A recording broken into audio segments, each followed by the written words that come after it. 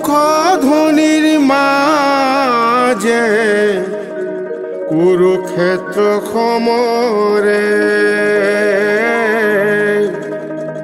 প্রবেশিলা অর্জুন মহারথী।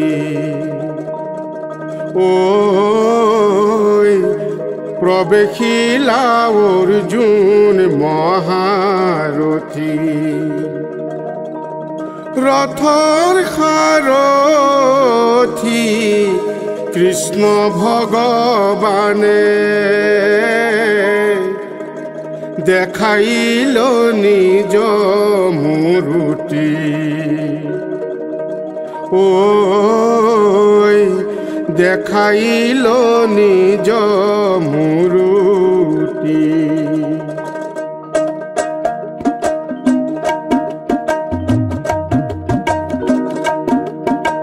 শঙ্খ ধ্বনির মাঝে কুরুক্ষেত্র সমরে প্রবেশিলা অর্জুন মহারথী। ওই প্রবেশিলা অর্জুন মহারথী। রথর সারথী কৃষ্ণ ভগবানে দেখাইল নিজ মূর্তি। ওই দেখাইল নিজ মূর্তি।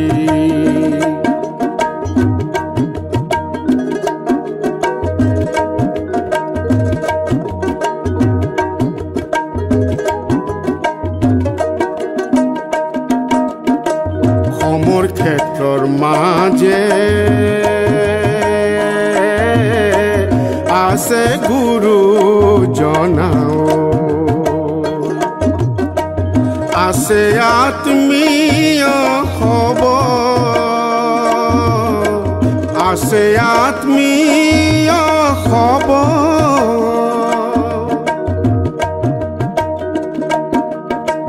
ৰাজ্য আশা কৰি সকলে বধিলে কিনো সুখে ৰাজ্য লৈব। ঐ কিনো সুখে ৰাজ্য লৈব। ঐ শঙ্খ ধ্বনিৰ মাঝে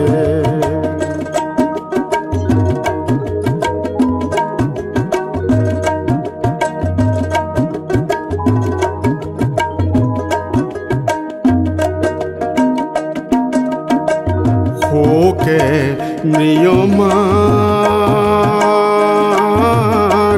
হৈয়া ধনঞ্জয় যুদ্ধ নকৰো বুলি হৰি, যুদ্ধ নকৰো বুলি ৰথৰ ওপৰে বহি ৰল গাণ্ডীও নললে তুলি। ঐ গাণ্ডীও নললে তুলি। ঐ শঙ্খ ধ্বনিৰ মাঝে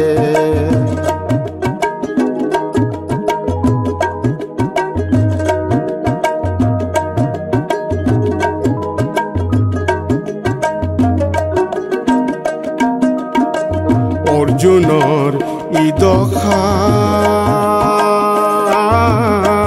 দেখি নাৰায়ণে আপুনি শত হাঁহি, আপুনি শত হাঁহি